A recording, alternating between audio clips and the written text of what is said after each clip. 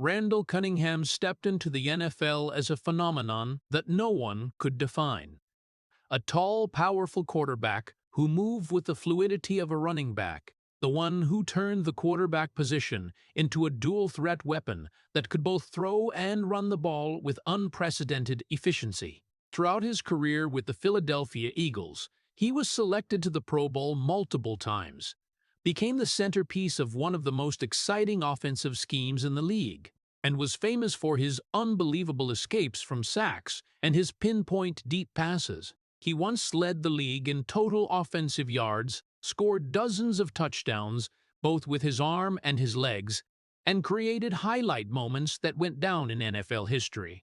In 1998, with the Minnesota Vikings, he reached the peak of his performance with 34 touchdown passes and a nearly perfect passer rating, leading the team to a 15-1 record, one of the greatest seasons ever recorded for a quarterback. He was considered an MVP candidate and the foundation for the modern quarterback generation, inspiring names like Michael Vick and Lamar Jackson.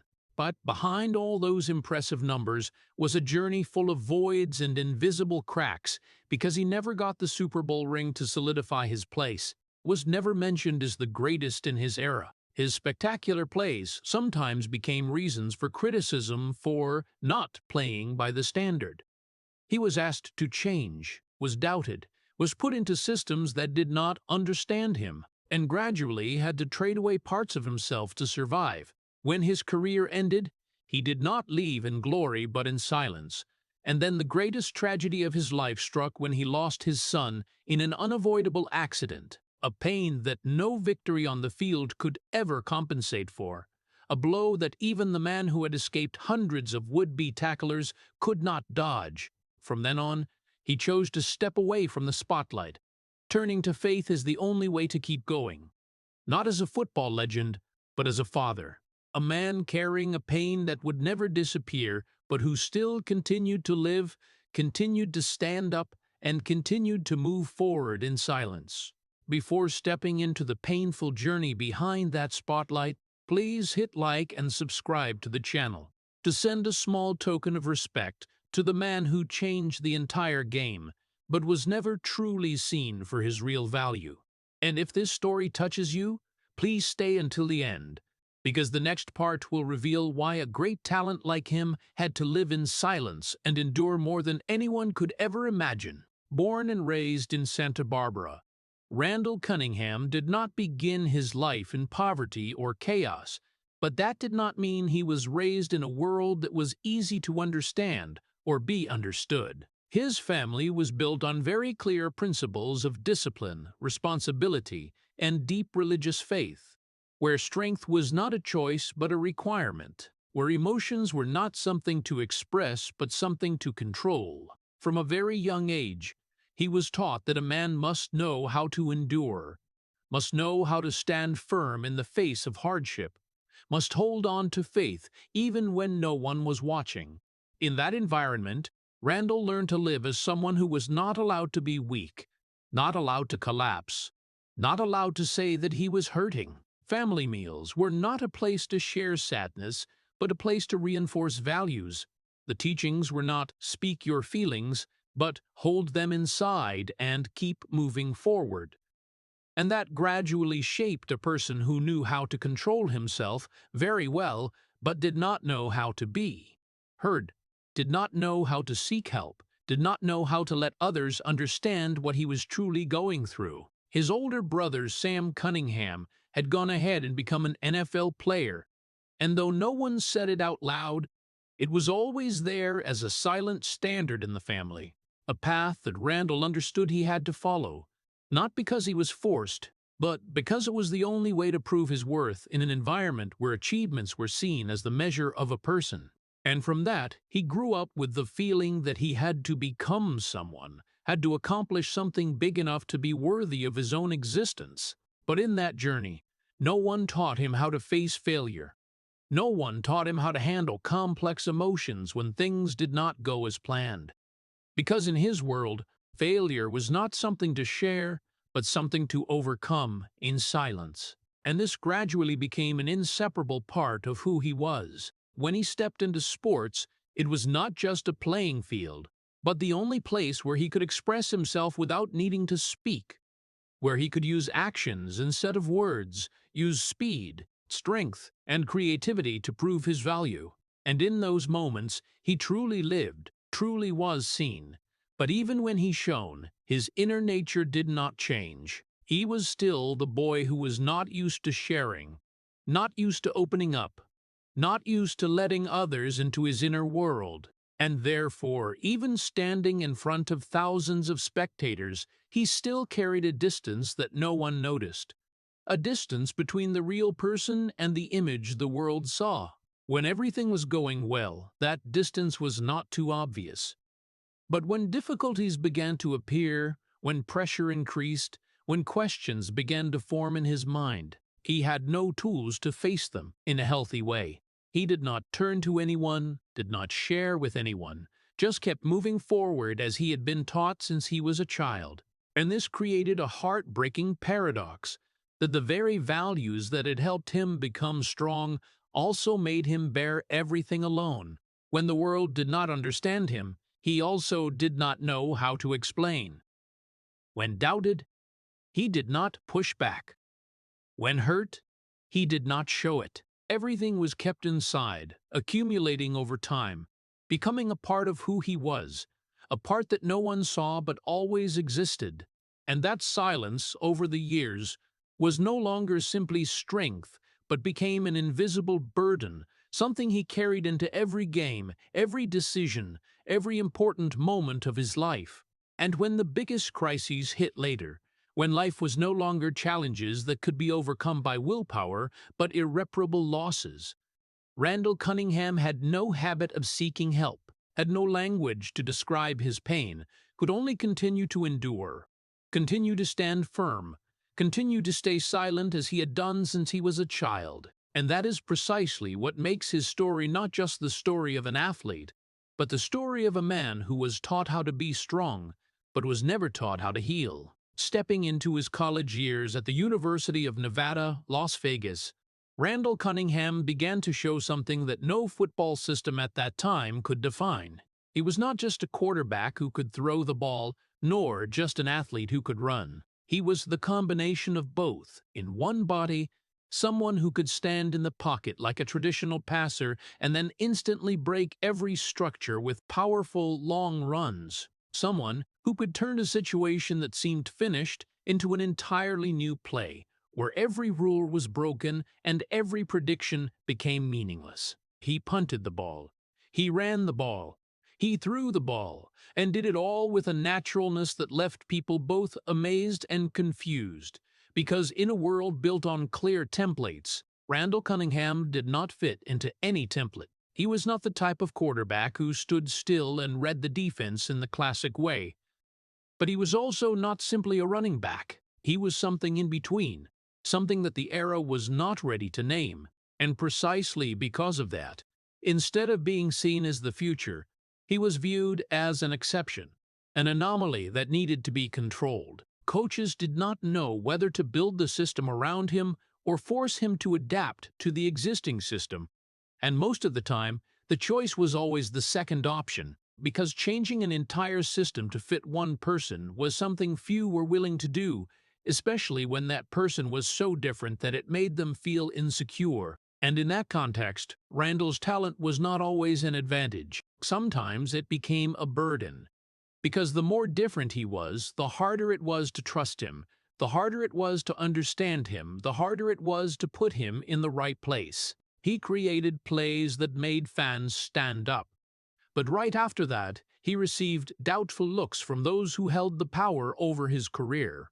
They did not deny that he was good, but they did not believe in the way he was good. And that difference gradually created an invisible gap between him and the rest of the football world. A gap that could not be measured by statistics or achievements, but by the feeling of always having to prove himself more than others, always having to play better just to be accepted as equal. And in that journey, he began to realize something that no one said out loud, that being different not only made you stand out, but also made you lonely. Because when no one truly understood what you were doing, They also did not know how to trust you completely, and that made every step he took feel heavier. Every game not just an opportunity to win, but also a test of his own existence in that system. He was not only playing to score points, but also playing to prove that his way of playing was valid, that it had value, that it deserved to exist, but in a world that was not ready to change. Those efforts were not always rewarded, and therefore, even though his talent became clearer and clearer, his position in the eyes of others was still not truly stable. He was someone people could not ignore, but also did not know where to place, a talent that everyone saw but no one truly understood, and that left him always standing on the boundary, not fully belonging to any side, not fully accepted, not fully rejected, simply existing as a question that the era did not yet have an answer for. And in that existence, Randall Cunningham continued to move forward, continued to play, continued to carry his difference as an unchangeable part of himself, even though he knew that it would make the road ahead never easy. Because when you are ahead of your time, you do not only face challenges, but you also have to accept that there will be times when you must walk alone. Randall Cunningham stepped into the NFL not just into a professional league, but into a world that had already been shaped about who a quarterback should be and how he should play.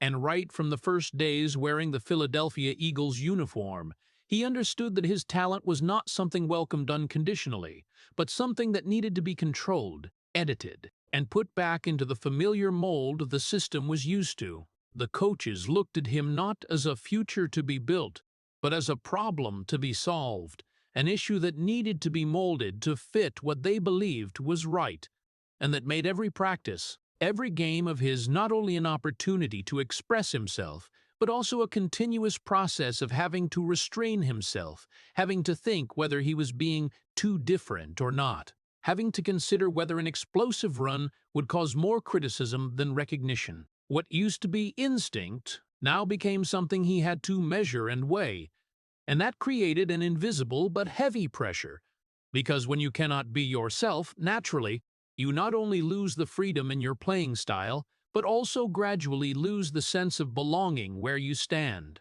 In those early years, he was often placed under doubtful eyes. Every mistake was magnified. Every risky decision was seen as proof that he was not a fit, while the outstanding moments were considered exceptions rather than his nature. He was asked to play safer, to stay in the pocket more, to limit running, to become a version that others could understand and control. But those demands went against his very nature, because Randall Cunningham had never been an ordinary quarterback. He was not born to stand still, not created to play by a ready-made script. And when forced to do so, he began to feel alienated from himself. Every game became a tug-of-war between following instinct and following expectations, between being himself and existing within the system, and gradually, that tug-of-war did not just happen on the field, but also sank deep inside him, making him wonder whether his true self really fit into this world. The criticisms about playing recklessly, about lacking control, about not following standards were not just professional comments, but became repeating voices in his head, forcing him to doubt the very things he did best. And when a person begins to doubt his own instincts, that is no longer a technical issue, but a crack in belief. Throughout that period, Randall did not fight back with words, did not argue, did not try to change how others saw him with strong statements. He continued doing the only thing he knew, kept playing, kept trying, kept enduring. But deep inside, he understood that he was paying a very high price. The price of existing in a world not built for him. The price of having to suppress what was most natural. And the price of every passing day where he had to fight not only against opponents on the field, but also against the very system he was trying to become part of. And it was in those years that one thing began to form more clearly than ever. No matter how well he played, no matter how much effort he put in, he still always had to do more than others just to stand on equal ground. And that made his journey not only harder, but also lonelier. Because when you constantly have to prove your worth in a place that does not truly believe in you, you do not only get physically tired, but also gradually get worn down from the inside. And Randall Cunningham, the one who stepped into the NFL with undeniable talent, began to realize that the hardest thing was not playing well, but existing without losing himself. And then, in the very environment that had tried to restrain him, Randall Cunningham began to create moments that no system could control. Plays that even his critics had to fall silent for a few seconds before finding reasons to doubt again. On the field of the Philadelphia Eagles, he did not just play football, he turned every situation into something alive, a seemingly ordinary snap that could turn into an unbelievable escape where he dodged one defender after another, dropped back deeper, spun around, then suddenly unleashed a long pass through the air as if everything had been predetermined. There were times he did not need to throw, he just needed to run, and the way he ran was unlike any quarterback before him, not panic, but control within chaos, not fleeing, but attacking. Each step carrying power and decisiveness that forced defenses to change how they viewed the quarterback position. The crowd stood up, cheers rang out, and in those moments he was not just a player. He was an experience, something that made people feel they were witnessing something special, something that had never happened before. But the strange thing was, right when the excitement died down, the questions returned. The doubtful eyes appeared again, and what had just been seen as a miracle was analyzed as a potential mistake. People did not talk about the beauty of the play. They talked about the risk. They did not talk about the ability to escape pressure. They talked about how he should have thrown earlier. They did not talk about creativity. They called it lack of discipline. And so it went. Every time he shone, it came with a reminder that he was still not enough, that the way he played was still not right, that what he did, even if effective, was still not what they wanted to see. And gradually, a paradox began to form more clearly than ever, that what made him special was also what made him doubted, that each spectacular play did not bring reassurance but only increased the pressure, because now he not only had to play well, but also had to prove that his way of playing was valid, that it was not an accident, not a lucky moment, but something reliable. And that made every game become an endless loop.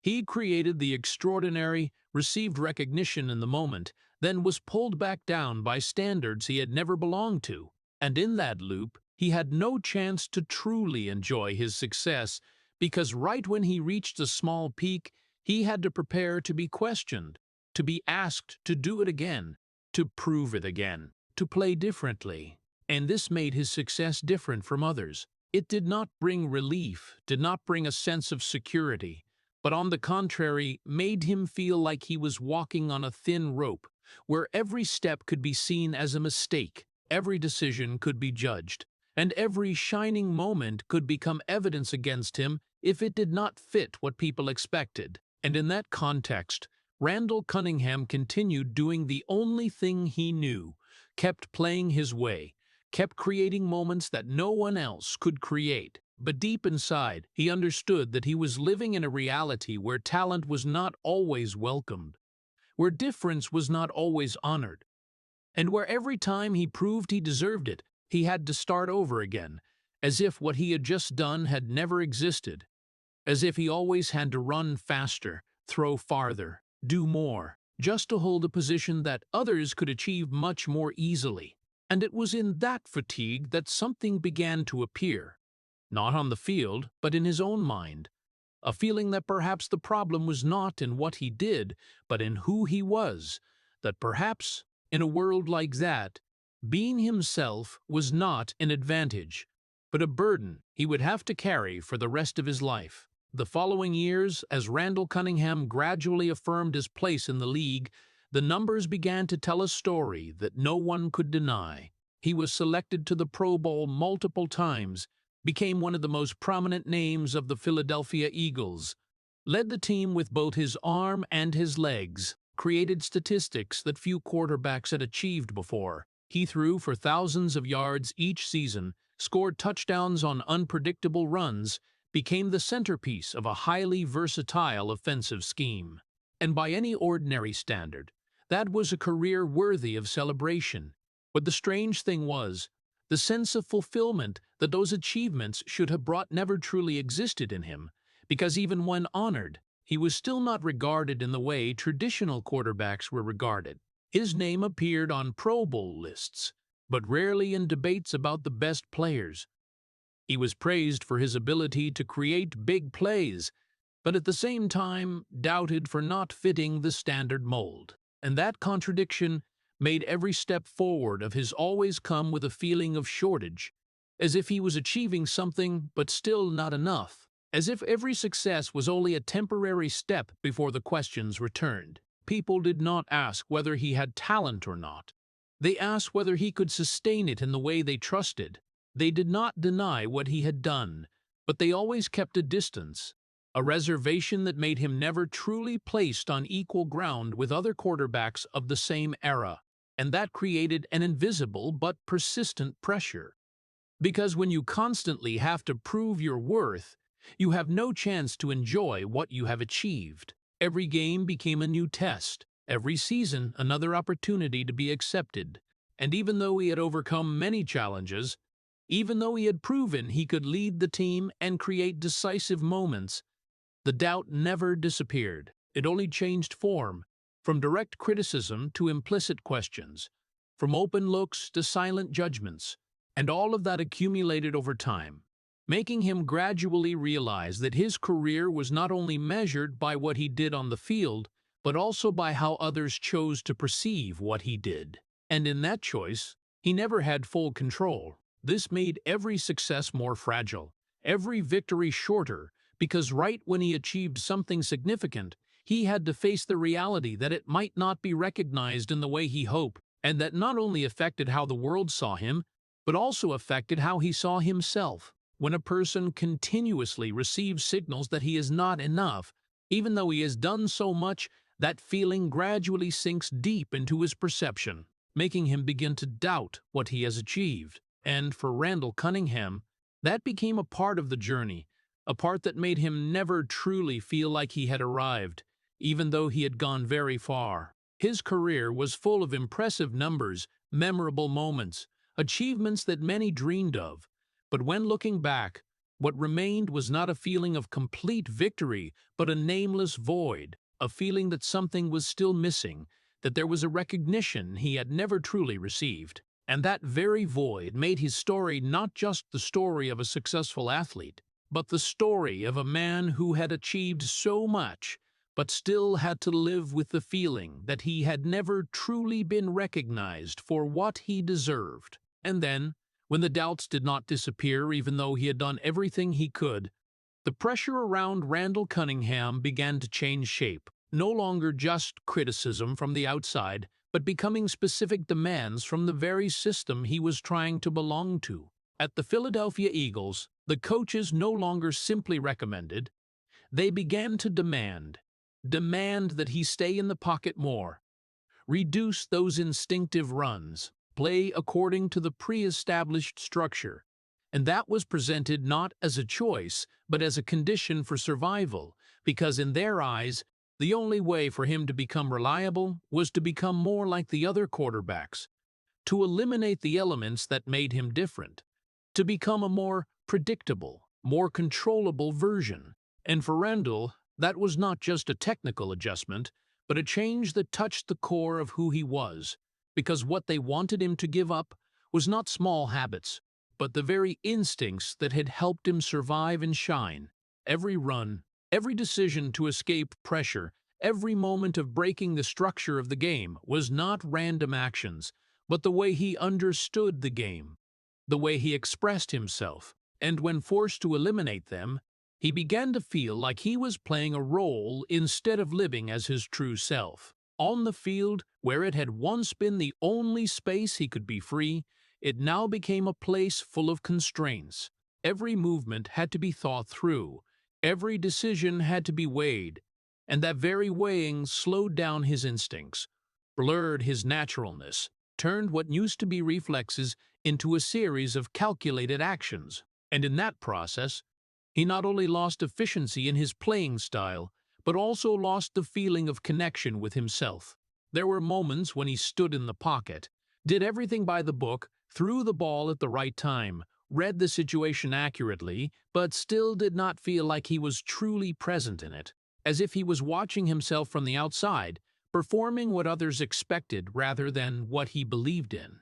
And that created a growing distance between his true self and the image he was forced to become.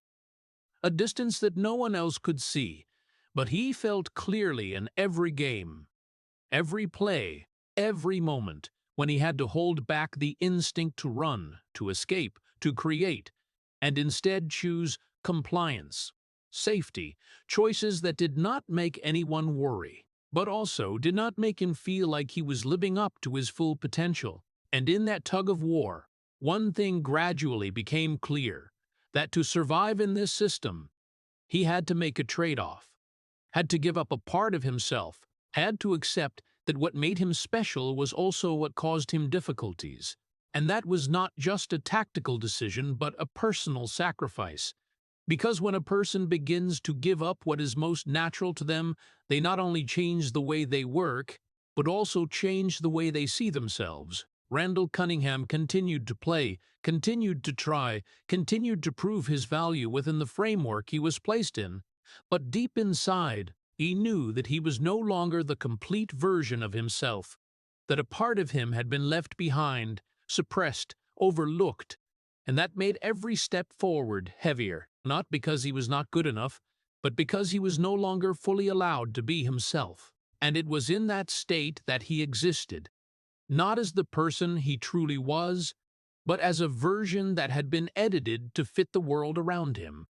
A version that could be accepted, but that grew increasingly distant from the true self he once trusted. And in that very state of having to exist as an incomplete version of himself, Randall Cunningham continued to move through each season with a hope that never disappeared, that there would eventually be a time when everything fell into place, that there would be a season where talent, opportunity, and recognition converged enough to bring him to the peak he had pursued from the very first days. At the Philadelphia Eagles, there had been years when the team came very close to that.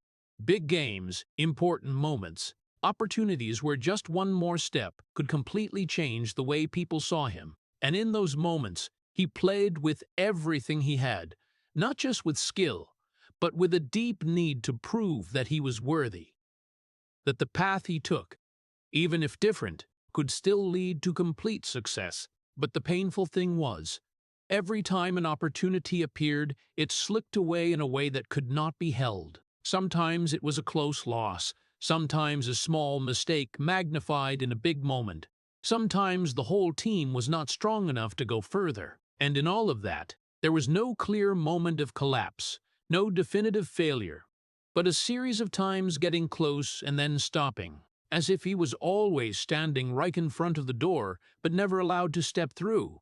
And that repetition made the pain more lingering, because if failure came decisively, it could be accepted, but when it came little by little, repeating through each season, it began to sink deep into his mind, creating a feeling that something was always missing, a small detail but enough to prevent everything. And over time, the pressure from expectations began to change, no longer coming only from the outside, but from inside him. He not only wanted to win, he needed to win to close the questions that had followed him for many years, needed a title to prove that everything he had been through was not meaningless, that his difference was not a mistake. But the more he needed it, the more he felt that gap was harder to cross, because each time he got close, he had to face the memories of the previous times, the times when everything seemed within reach and then disappeared, and that made every new opportunity no longer a fresh start,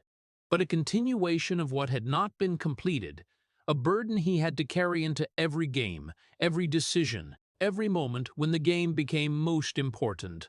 And in those times, he was not only facing opponents, but also facing his own past, the near misses, the things that had slipped away, and that made the road to the peak not only difficult physically or tactically, but also heavy mentally, because when you are always so close but never arrive, you begin to wonder whether you really belong at that peak, whether there is some invisible line you cannot cross.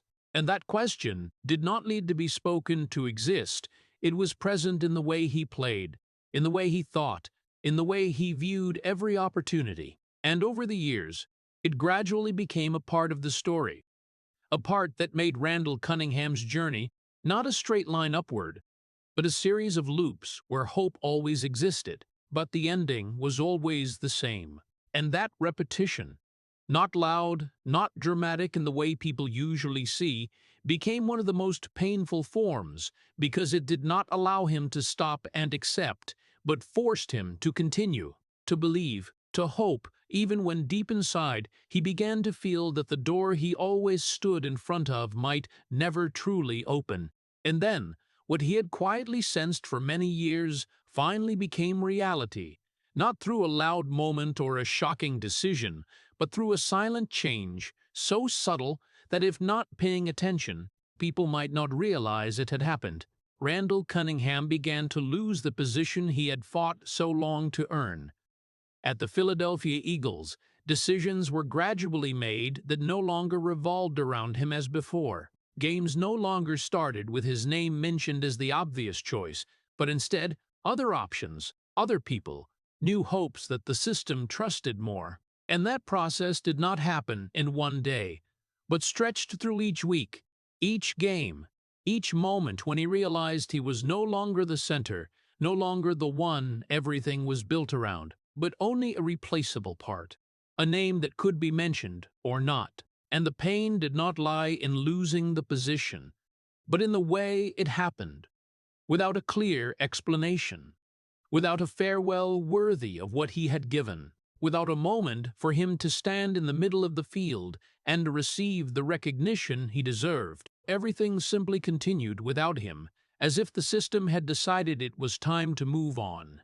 And that made his departure not like an ending, but like a disappearance, a withdrawal, where no one really stopped to look back. When he left the team, there was no feeling of completion, no feeling of closing a chapter, but only a void that had not been filled, a story that had not been fully told, and that followed him off the field, followed him into the days when he no longer wore the uniform, no longer stepped out in front of thousands of spectators, no longer heard the cheers that had once been part of his life. His career did not end with a brilliant peak, but gradually faded like a light dimmed in intensity from center to periphery, from a name mentioned every week to a memory that only those who truly paid attention still remembered.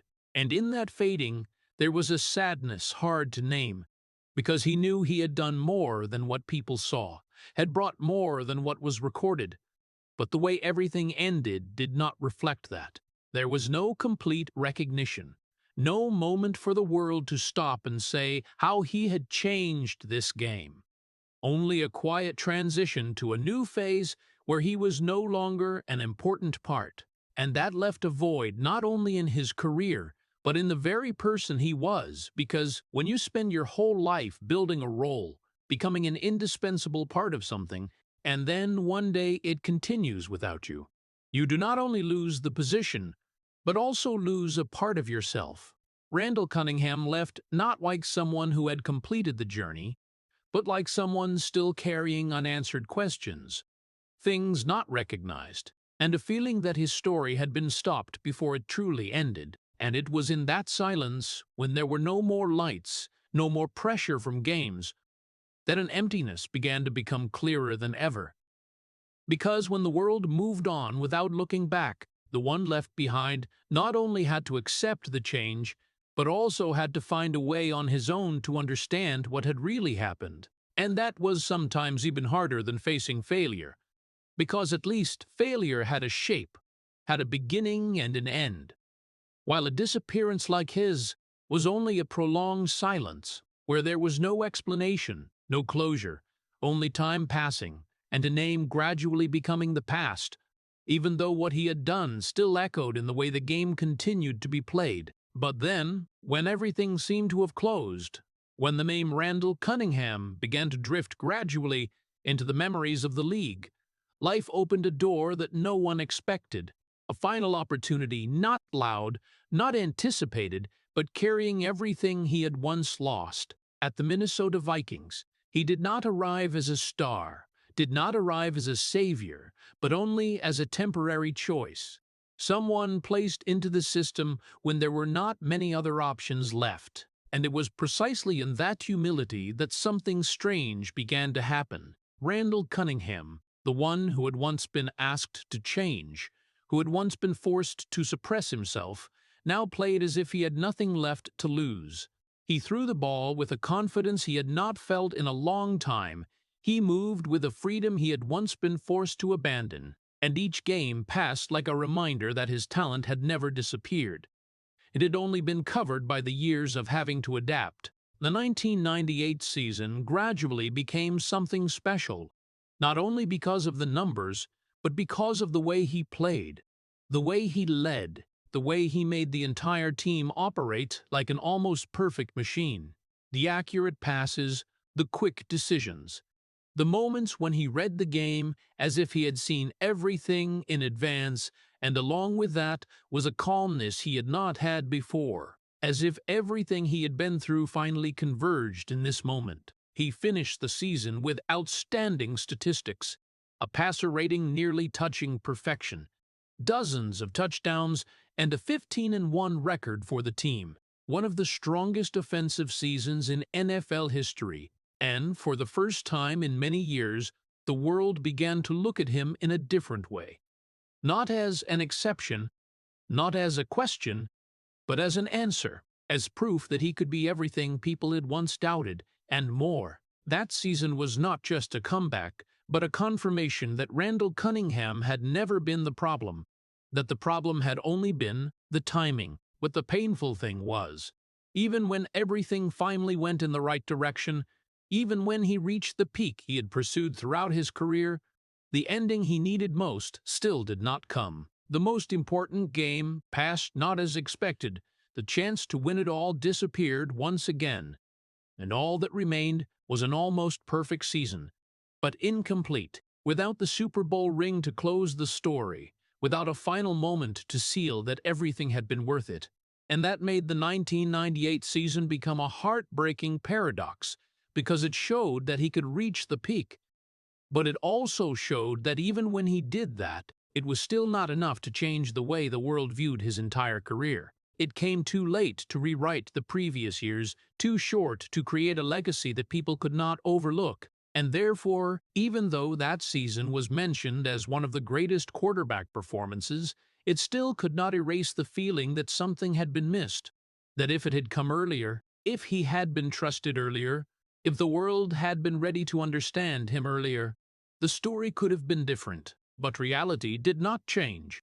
And Randall Cunningham, the one who had finally proven everything, still had to leave with a void that no season, no matter how perfect, could fill. After that final season, when the lights gradually dimmed and the numbers were no longer mentioned every week, Randall Cunningham stepped off the field without a clear, confirming moment that this was the end, without a resounding farewell, without a ceremony to close the long journey with everything he had given.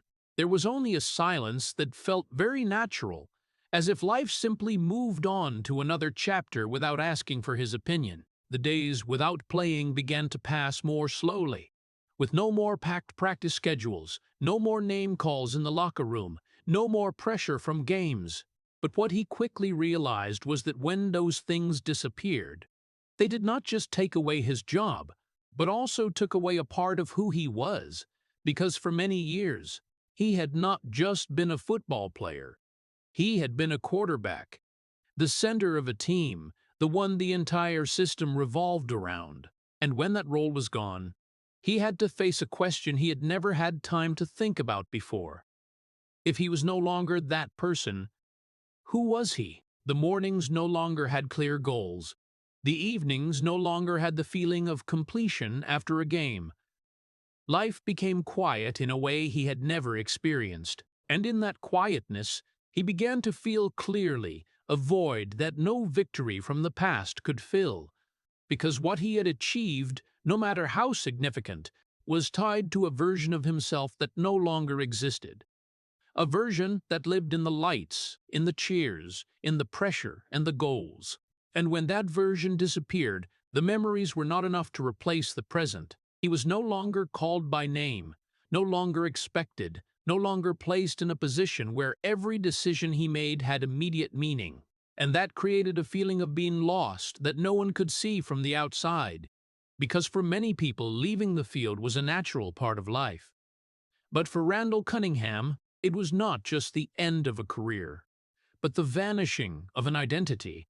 He had spent his whole life becoming a specific person, proving he could exist in a world not built for him, and when that battle ended, he no longer knew what to fight for. The days passed without highlights, without clear challenges, without a feeling of moving forward.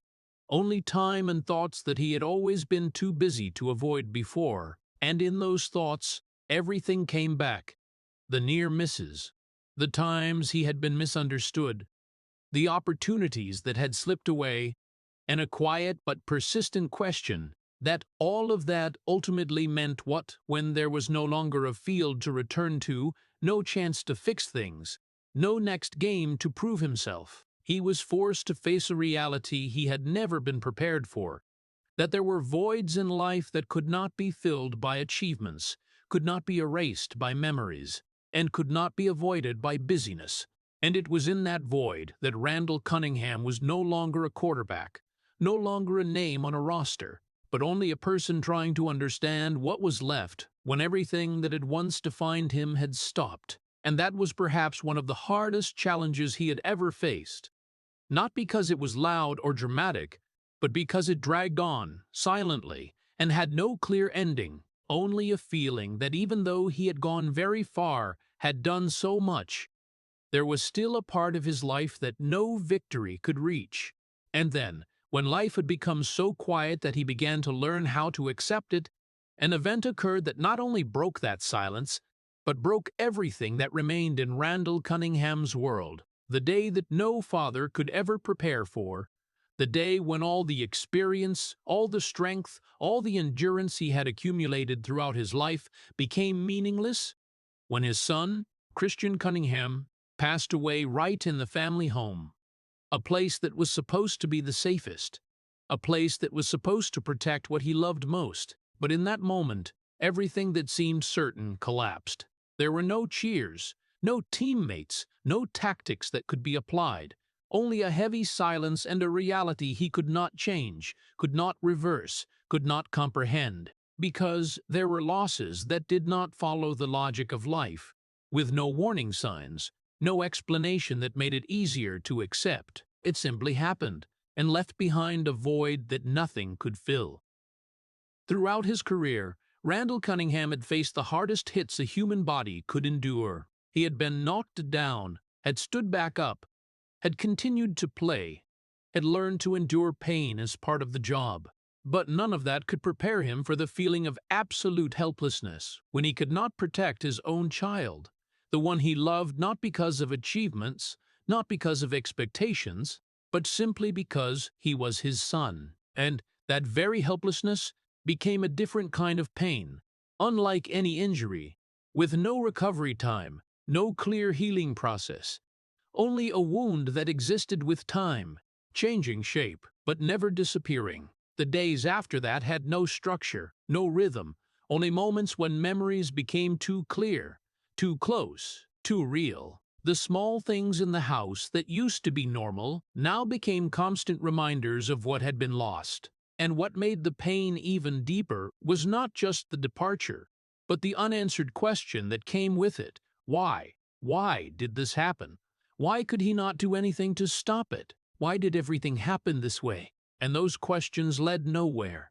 They only circled in his mind, bringing no relief, only making the pain clearer and heavier. In those moments, everything he had once been, a quarterback, an athlete, a man who had once fought against the entire system, became meaningless because no victory, no achievement, no recognition could touch this pain. It existed on a completely different level, where the old rules no longer applied, where strength was no longer measured by the ability to stand up after a fall, but by the ability to continue existing when there is no longer a clear reason to do so. And Randall Cunningham, the one who had learned to endure since he was a child, once again did the only thing he knew. He did not scream in public, did not turn his pain into a story for others to understand.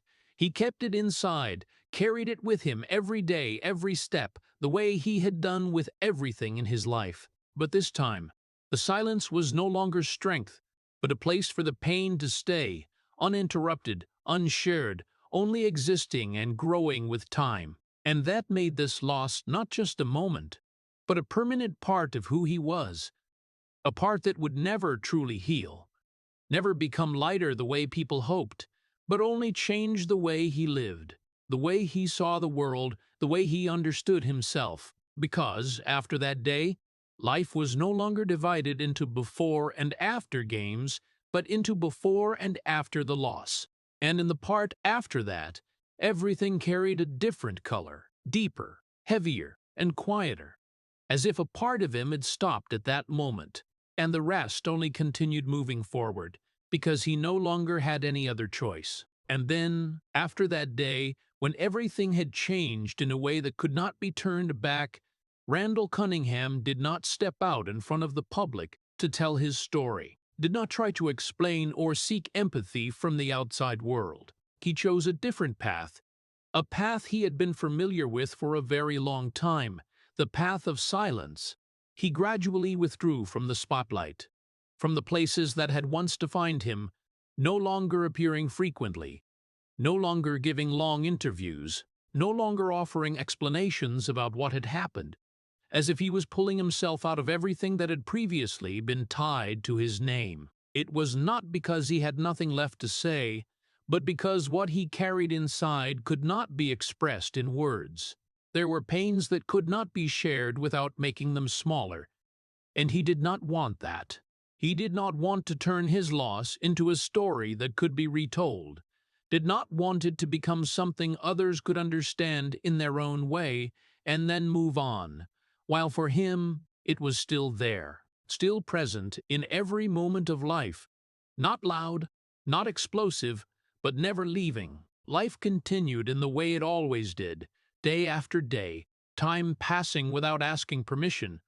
But for Randall, each day no longer carried the same meaning as before. The things that had once been important now became foreign. The goals that had once been clear now became blurred. He no longer chased achievements, no longer sought recognition. But that did not bring the relief people might think, because when you lose what once defined you, you do not only lose goals, but also lose the sense of direction. And in that disorientation, everything slowed down, became heavier. Each step was no longer driven by a clear destination, but was only the continuation of the habit of existing. He woke up. He lived. He continued. But deep inside, there was a part of him that no longer moved with the rest, a part held back in the past, in memories, in moments he could not change. And that very separation made his life different, not because of what happened on the outside, but because of what existed on the inside. He was no longer the person the world had once seen, but he was also not completely a new person. He was between two states, not belonging to the old spotlight, but not yet finding a new light. And in that state, silence became his main space, not a temporary break, but a constant part, a place where he stayed, not because he wanted to, but because there was nowhere else that fit better. People around him could see him continuing with life, could see him appearing in new roles, could see him standing strong, but they did not see the rest, the part he did not share, the part he kept for himself, the part for which no language was enough to describe. And that part was the heaviest, because when pain was not spoken, it did not disappear, it only existed in a different way, silently, continuously, like an uninterrupted flow beneath the surface, not breaking everything, but also not allowing everything to return to the way it was before. And over time, Randall Cunningham learned to live with it, not by overcoming it, but by carrying it in every decision, every thought, every moment when he had to face the outside world as an ordinary person, while inside he knew he had changed forever. And that very change made his life no longer measured by what he achieved, but by the way he continued to exist in a reality where the old meaning was gone, where each passing day was not a clear step forward, but a continuation, a long journey with no clear ending.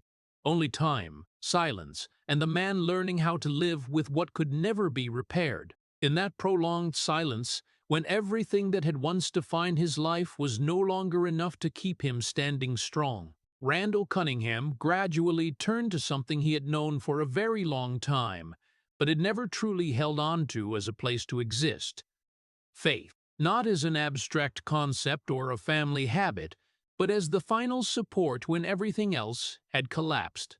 He began to step into the role of a pastor, not because he wanted to replace one career with a new title, but because it was the only place where he could stand without having to prove who he was.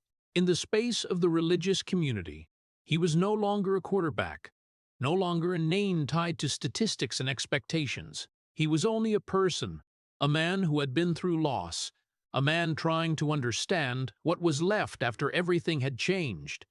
And that very simplicity became what he needed most. The sermons were not a place for him to show knowledge, but a place to share truth. Not perfect truth, but the truth of a man who had once been strong and was now learning to be weak in a different way. He spoke about faith not as a promise that everything would be okay, but as a way to continue when everything was not okay. He spent time with the community, with people facing their own difficulties, not because he had all the answers, but because he understood the feeling of having no answers. And in that process, one thing gradually changed. It was not that the pain disappeared, but the way he carried it became different. Before, he carried the pain in silence as a burden to endure. But now he began to carry it as a part of a story he could use to reach others.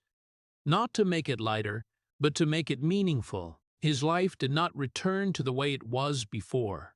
There was no replacement for what had been lost, no new version that could fill the old void. But he began to rebuild from what remained, day by day, step by step, not toward a clear destination, but toward a stability he had never known before, where his value was no longer measured by achievements, but by presence, by the ability to stay with family, with the community, with himself. In the moments he might have overlooked before, he found a kind of peace that did not come from everything becoming easy, but from no longer having to run away from what was difficult. Faith became the only place where he could put himself without needing to understand everything, without needing to control, without needing to explain, just needing to believe that there was some meaning, even if he could not see it right now. And that helped him continue, not as a man who had overcome everything, but as a man who was still going through it, day by day, with what was left in his hands, with what could not be changed in his heart, and with the belief that even in the deepest darkness, there was still a reason to keep moving forward, even if that reason was not always clear. And perhaps for Randall Cunningham, that was not a new ending, but a new way to exist, a way where he did not need to be a legend, did not need to be the one who changed the game, but only needed to be a man who still stood strong, who still continued, and who still searched for meaning in what had once brought him to his knees. And over time, when the noises of the past gradually quieted down, when the world continued moving forward with new names, one thing began to become clear in a way that no one had been patient enough to notice before: that what Randall Cunningham had once brought to this game did not disappear with his career, but continued to live in the way football was played, in the way the quarterback position was understood, in the free runs of the next generation, those who were no longer questioned the way he had been, those who could both throw and run without having to ask permission, without having to prove that their style was valid, because there had been a man who did it before them, who had endured the doubts, the criticisms, the demands to change, and in doing so had opened a path that they could walk more naturally. Names like Michael Vick or Lamar Jackson did not appear in a vacuum.